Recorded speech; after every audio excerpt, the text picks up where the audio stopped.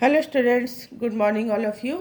आज मैं क्लास 5 के लिए व्याकरण में पाठ 16 पत्र लेखन के और भी बहुत सारे पत्रों को बताने जा रही हूँ।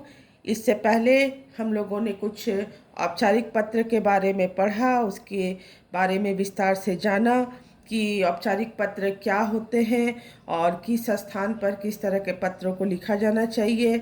ठीक है, तो इसके पहले हम लोगों ने अवकाश के लिए प्रधानाचार्य को पत्र और पिकनिक पर जाने के लिए प्रधानाचार्य को पत्र, इन सब के बारे में हम लोगों ने पढ़ा है।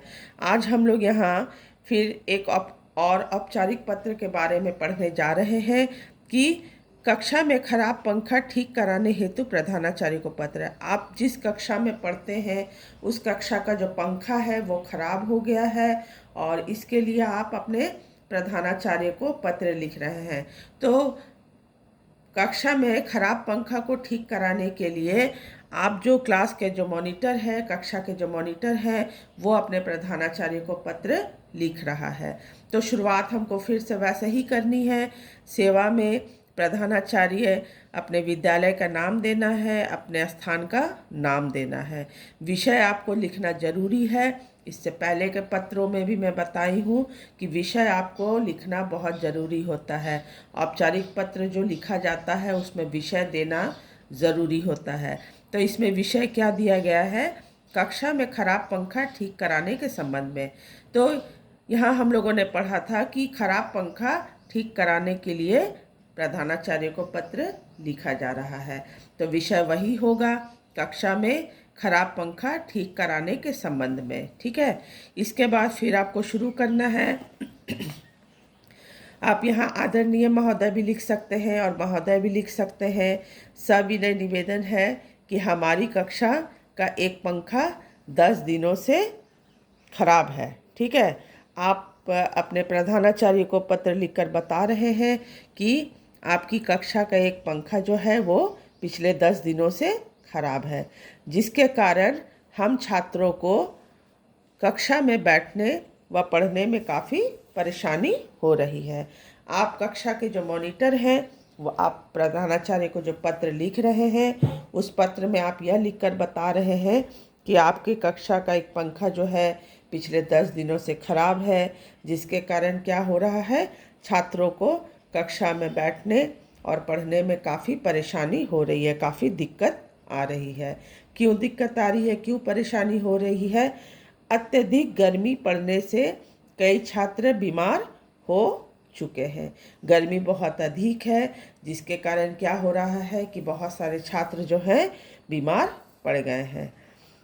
अतः आपसे निवेदन है कि जल्द से जल्द इस खराब पंखे को ठीक कराने की कृपा करें या कृपा प्रदान करें। ठीक है, वो निवेदन कर रहा है अपने प्रधानाचार्य से कि जितनी जल्दी हो सके आप इस खराब पंखे को ठीक कराएं।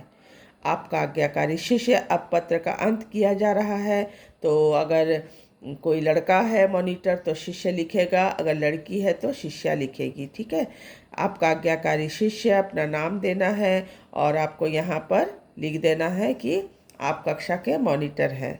ठीक है ना। इसके बाद आपको कक्षा देना है, वर्ग देना है और किस तारीख को आप अपने प्रधानाचार्य को पत्र लिख रहे हैं वो तारीख यहाँ आपको देनी है। तो ये भी हम लोगों ने खराब पंखा ठीक कराने के लिए प्रधानाचार्य को पत्र, इसके बारे में पढ़ा, इसकी जानकारी हम लोगों ने ली कि किस तरह से इस पत्र को लिखा जाना चाहिए। और एक औपचारिक पत्र दिया गया है, यह भी प्रधानाचार्य को ही लिखा गया है। किस लिए लिखा गया है? मैत्रीपूर्ण खो खो मैच की अनुमति हेतु प्रधानाचार्य को पत्र। अब यहाँ प्रधानाचार्य हो गई है। पिछले पत्रों में हम लोगों ने प्रधानाचार्य के बारे में पढ़ा था, लेकिन यहाँ जो लिखा गया है वह प्रधानाचार्य, मतलब आपके जो प्रिंसिपल है वो एक फीमेल है, एक स्त्री है, इसलिए यहाँ प्रधानाचार्य य में आकार लग गया है। ठीक है, शुरुआत आपको बिल्कुल वैसे ही करनी है जैसे पिछले आप औपचारिक पत्रों में हम लोगों ने पढ़ा था। सेवा में फ़र्क केवल इतना है कि वहाँ प्रधानाचार्य लिख रहे थे, लेकिन यहाँ हो गया प्रधानाचार्य, क्योंकि आपकी जो प्रिंसिपल है वो एक स्त्री है। आपको अपने विद्यालय का नाम देना है, स्थान का नाम देना है, विषय लिखना जरूरी है। विषय क्या दिया गया है? मैत्रीपूर्ण खो खो मैच हेतु अनुमति के संबंध में। मतलब आप के स्कूल में, आपके विद्यालय में एक खो खो मैच होने वाला है और इसके लिए आप अपने प्रधानाचार्य से अनुमति लेना चाहते हैं। तो यहाँ आप देख सकते हो क्या लिखा गया है, महोदया। पिछले पत्रों में हम लोगों ने पढ़ा था महोदय, लेकिन ये एक स्त्री है। आपकी जो प्रिंसिपल है, प्रधानाचार्य जो है वो एक स्त्री है, इसलिए महोदया हो जाएगा, य में आकर लग जाएगा। शुरुआत करना है। सविनय निवेदन है कि कक्षा 5 अ मतलब सेक्शन ए है के बच्चे कक्षा 5 ब मतलब कक्षा सेक्शन बी के। तो कक्षा 5 अ के बच्चे कक्षा 5 ब के बच्चों के साथ दिनांक 15/2 इतना को 5वें कालांश में मैत्रीपूर्ण खो खो मैच खेलना चाहते हैं। 5वें क्लास मतलब आपका 5th पीरियड में क्या खेलना चाहते हैं? खो खो मैच खेलना चाहते हैं। तो इसके लिए आप अपने प्रधानाचार्य को जो पत्र लिख रहे हैं और बता रहे हैं कि कक्षा 5 अ के जो बच्चे हैं वो कक्षा 5 ब के बच्चों के साथ 5th पीरियड मतलब 5वें कालांश में एक मैत्रीपूर्ण खो खो मैच खेलना चाहते हैं। अतः इस मैत्रीपूर्ण खो खो मैच खेलने की अनुमति प्रदान करने तथा क्रीड़ा अध्यापिका को निर्णायक की भूमिका का दायित्व सौंपने की कृपा करें। तो अपने प्रधानाचार्य को जो आप पत्र में लिख रहे हैं कि आप इस खेल के लिए हम लोगों को अनुमति प्रदान करें, स्वीकृति दें। और जो क्रीड़ा अध्यापिका मतलब जो गेम टीचर हैं उनको हमारे इस खेल में जो निर्णायक की भूमिका मतलब इसको हार जीत का फैसला करने के लिए उनको दायित्व देने की कृपा प्रदान करें। तो हमारे जो क्रीड़ा अध्यापक है मतलब गेम टीचर जो हैं उनको हमारे साथ खेल में सम्मिलित होने के लिए आप अनुमति प्रदान करें ताकि हार जीत का फैसला अध्यापिका कर सके। फिर आपको अंत करना है आपके आज्ञाकारी शिष्य। तो आज्ञाकारी शिष्य आपके लिखा गया है। तो आपके का मतलब है यहाँ 2 नाम है, कक्षा 5 अ का मॉनिटर है और कक्षा 5 ब का मॉनिटर है। ठीक है ना। दोनों मॉनिटर जो हैं वो दोनों ही मिलकर अपने प्रधानाचार्य को ये पत्र लिख रहे हैं, इसलिए यहाँ दिया गया है आपके। ठीक है ना, क्योंकि यहाँ एक से अधिक संख्या है। कक्षा 5 अ एवं ब दोनों वर्ग जो है, दोनों वर्ग के मॉनिटर जो है अपने प्रधानाचार्य को पत्र लिख रहे हैं। आपको दिनांक देना है, किस तारीख को आप पत्र लिख रहे हैं। तो ये सब हम लोगों ने औपचारिक पत्र के बारे में पढ़ा, इसकी जानकारी ली। अब यहाँ हम लोग अनौपचारिक पत्र पर आते हैं। तो इससे पहले मैं आपको बता चुकी हूँ कि अपने मित्रों, रिश्तेदारों, सगे संबंधियों को जो पत्र लिखा जाता है वो अनौपचारिक पत्र कहलाता है। तो यहाँ देख सकते हैं कि कुछ अनौपचारिक पत्रों को दिया गया है। सबसे पहले यहाँ क्या दिया गया है? छात्रावास से पिताजी को पत्र। आप एक छात्रावास में हैं मतलब आप एक हॉस्टल में रहते हैं और वहाँ से आप अपने पिता को एक पत्र लिख रहे हैं। तो आप अपने छात्रावास का नाम देंगे, उस स्थान का नाम देंगे, किस तारीख को आप पत्र लिख रहे हैं वो तारीख देंगे और फिर शुरुआत करेंगे पूज्य पिताजी। मतलब आपके पिता जो हैं आपसे बड़े हैं, आदर के योग्य हैं, इसलिए आप यहाँ पर आदर वाले शब्द का प्रयोग करेंगे। तो पूज्य पिताजी सादर चरण स्पर्श, आप उनको अपना प्रणाम जता रहे हैं। ठीक है ना। तो सादर चरण स्पर्श। इसके बाद आप क्या लिख रहे हैं? इसमें आपको विषय नहीं देना है क्योंकि ये अनौपचारिक पत्र है और अनौपचारिक पत्र में विषय नहीं दिया जाता है। मैं यहाँ सकुशल हूँ, आप सबकी कुशलता की कामना करता हूँ।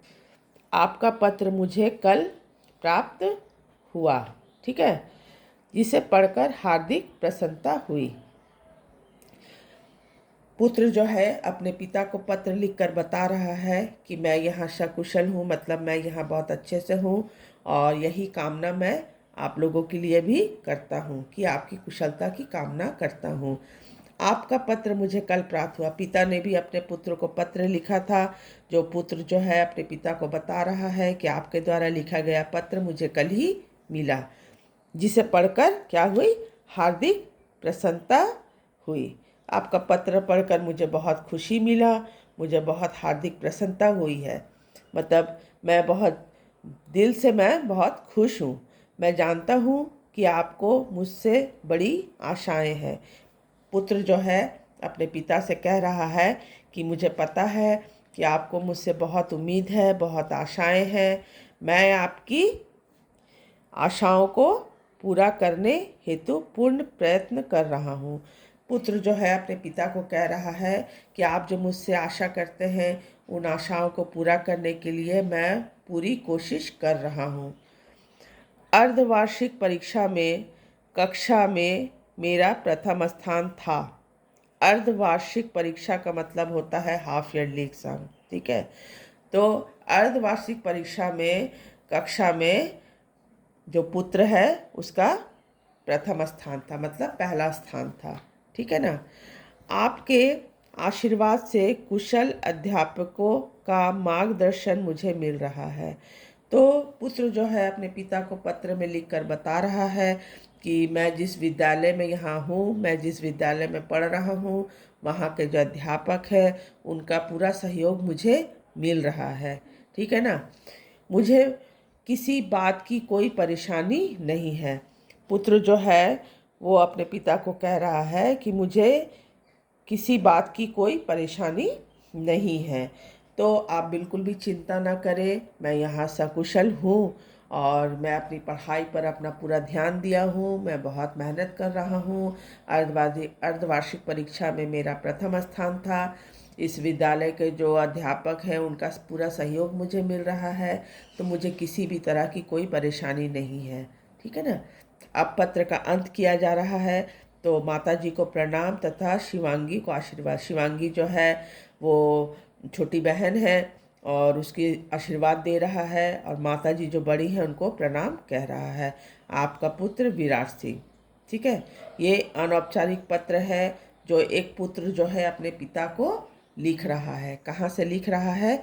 छात्रावास से लिख रहा है। तो अंत कर दिया है कि माता जी जो बड़ी हैं उनको प्रणाम जता रहा है और छोटी बहन शिवांगी को आशीर्वाद दे रहा है, ठीक है ना। आपका पुत्र विराट सिंह। तो ये अनौपचारिक पत्र के बारे में हम लोगों ने पढ़ा।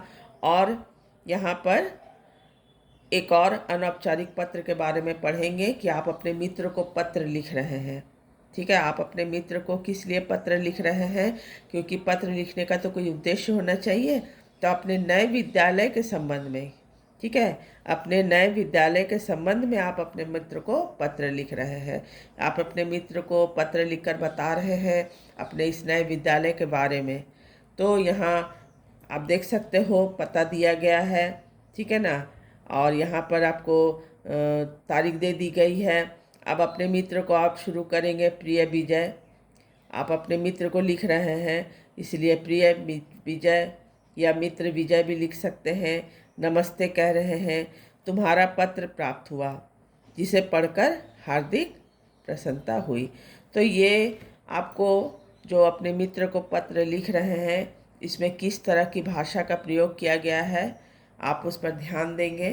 तो एक मित्र दूसरे मित्र को जो पत्र लिखता है उसमें किस तरह की भाषा का प्रयोग हुआ है। तो तुम्हारा पत्र प्राप्त हुआ, जिसे पढ़कर हार्दिक प्रसन्नता हुई।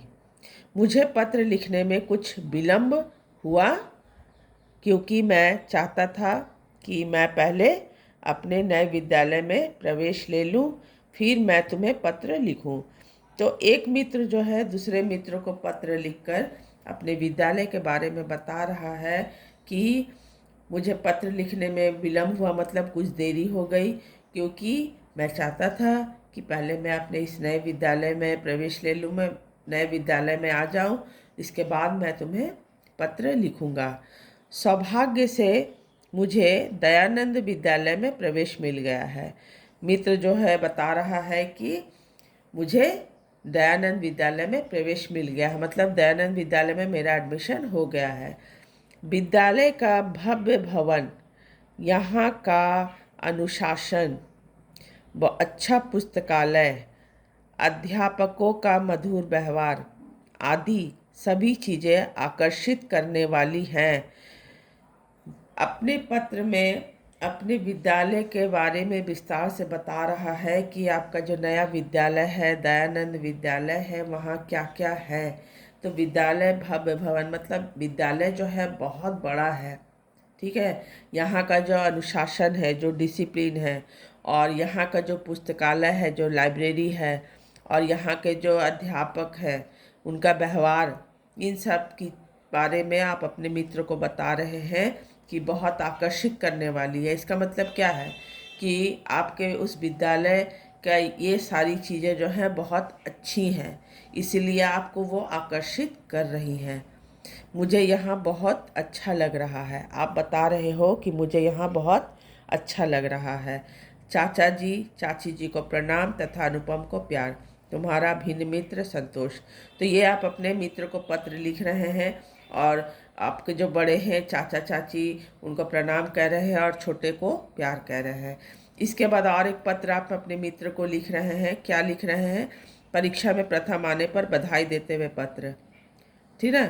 तो आप अपने मित्र को उसके कक्षा में प्रथम आने पर बधाई दे रहे हैं, तो बधाई पत्र आप लिख रहे हैं। आपको वैसे ही अपना पता देना है, डेट डालनी है, दिनांक देना है, शुरू करना है। प्रिय कुलदीप, सप्रेम नमस्कार। तुम्हारे पिताजी से यह जानकर अत्यंत खुशी हुई कि इस बार भी तुम कक्षा में प्रथम आए हो, ठीक है। क्या बोल रहा है कि तुम्हारे पिताजी से मुझे यह जानकारी मिली है कि 30 बार भी तुम कक्षा में प्रथम आए हो, और इस बार तुम्हारे अंक पिछली कक्षा से भी अधिक है, और इस बार जो आप तुम्हारा अंक आया है वो पिछली कक्षा से भी बहुत ज़्यादा है। लगता है तुम्हारी रुचि पढ़ाई में और भी अधिक बढ़ गई है, ठीक है ना।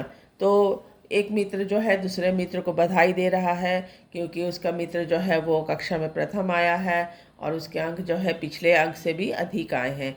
तो वो अपने मित्र को कह रहा है कि इसका मतलब तुम अपनी पढ़ाई पर बहुत अधिक ध्यान दे रहे हो, बहुत मेहनत कर रहे हो। इसी तरह यदि तुम मेहनत करते रहे तो अगली कक्षाओं में भी प्रथम श्रेणी में उत्तीर्ण होते रहोगे। मेरी तुम्हें एक सलाह है कि विद्यालय से मिलने वाली विशिष्ट छात्रवृत्ति पाने के लिए कुछ और अधिक परिश्रम करो। मुझे विश्वास है कि तुम इस प्रयास में अवश्य सफल होगे। मेरी हार्दिक शुभकामनाएं तुम्हारे साथ है। मित्र जो है वो अपने दूसरे सामने वाले मित्र को कह रहा है कि मैं तुम्हें एक सलाह दे रहा हूँ कि विद्यालय से जो छात्रवृत्ति मिलती है, ठीक है ना, स्पॉन्सरशिप जिसको कहते हैं, उसके लिए तुमको और मेहनत करनी होगी, और मुझे पूर्ण विश्वास है कि तुम अपने इस मेहनत में ज़रूर सफल होगे, इस प्रयास में ज़रूर सफल होगे। मेरी हार्दिक शुभकामनाएं तुम्हारे साथ हैं। तुम्हारा अभिन्न मित्र राहुल गर्ग। तो ये राहुल जो है अपने मित्र को पत्र लिखकर उसको बधाई दिया है, और उसको और भी सलाह दे रहा है कि तुमको छात्रवृत्ति पाने के लिए और भी मेहनत करनी है, ठीक है। इसके बाद फिर क्या है? परीक्षा में असफल होने वाली छोटी बहन को सांत्वना पत्र। छोटी बहन जो है वो परीक्षा में फेल हो गई है, ठीक है ना, उसको सांत्वना देने के लिए जो उसका भाई है उसे पत्र लिख रहा है। और वो छात्रावास में रहता है, तो अपने छात्रावास का नाम दिया है, स्थान का नाम दिया है, दिनांक दिया है कि किस तारीख को वो अपनी बहन को पत्र लिख रहा है। उसके बाद लिख रहा है प्रिय प्रभा। छोटी बहन का नाम है प्रभा। प्यार, अपनी छोटी बहन को वो क्या कह रहा है? प्यार से आप शुरुआत कर रहे हो।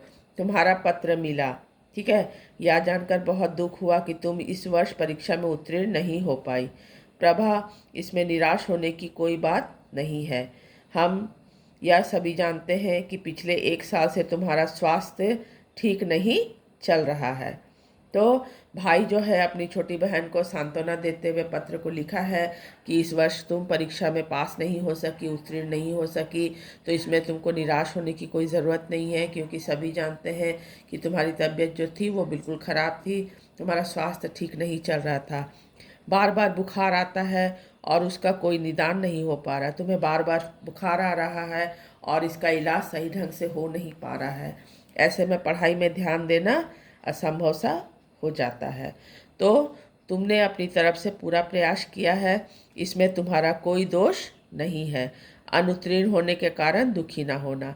भाई जो है अपनी बहन से कह रहा है कि तुमको परेशान मत हो, निराश मत हो, तुमने पूरा प्रयत्न किया, पूरी मेहनत की है, लेकिन तबीयत खराब होने की वजह से तुमसे पढ़ाई नहीं हो पाई है, तो इसके लिए तुमको दुखी नहीं होना है। प्रभा, मैं ईश्वर से प्रार्थना करता हूँ कि वह जल्दी ही तुम्हारा स्वास्थ्य ठीक कर दे। मुझे पूर्ण विश्वास है कि तुम्हारा स्वास्थ्य ठीक होने पर तुम पढ़ाई में फिर से जुट जाओगी और परीक्षा में प्रथम श्रेणी प्राप्त करोगी। ठीक है। तो भाई जो है अपने बहन से ये कह रहा है कि मैं ईश्वर से प्रार्थना करता हूँ कि वो तुम्हें जल्द से जल्द ठीक करे और तुम्हारे ठीक होने के बाद तुम फिर से अपने पढ़ाई में लगोगी और अपनी परीक्षा में प्रथम आओगी। तुम्हारा अभिन्न भाई शिव। तो ये एक भाई जो है अपने बहन को पत्र लिखकर उसको सांत्वना दे रहा है। ठीक है बच्चों, तो ये हम लोगों ने कुछ अनौपचारिक पत्र पढ़े हैं और कुछ औपचारिक पत्र भी हम लोगों ने पढ़ा, उसको जाना कि किस तरह से औपचारिक पत्र लिखे जाते हैं, शुरुआत कैसा होगा, विषय देना है, अंत कैसा होगा, और अनौपचारिक पत्रों के बारे में भी जानकारी लिए हैं कि अनौपचारिक पत्र जो है अपने पिता माता को या अपने भाई बहन को या अपने मित्र को लिखते जो हैं किस तरह से लिखना चाहिए। ठीक है बच्चों, तो ये आप लोग इसको पढ़ें, इसे जानें कि पत्र में क्या बताया गया है, कैसे लिखना चाहिए, किस स्थान पर किस तरह के पत्र होने चाहिए। ठीक है। इसके बाद का जो भी वर्क है ये हम लोग आगे फिर पढ़ेंगे। ठीक। Thank you.